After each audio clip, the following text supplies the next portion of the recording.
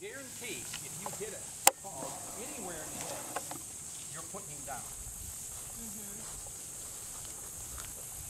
Pull out his whole shoulder.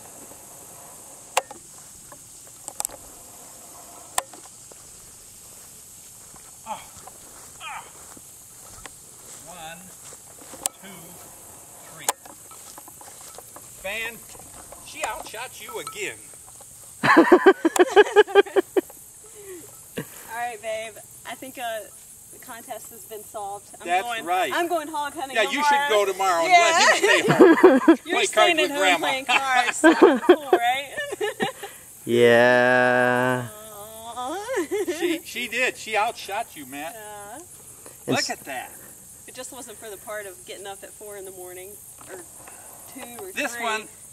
This one would have been a game, miss. but... This one would have been a miss. You'd have taken out his lower jaw. You'd have just knocked his teeth right out.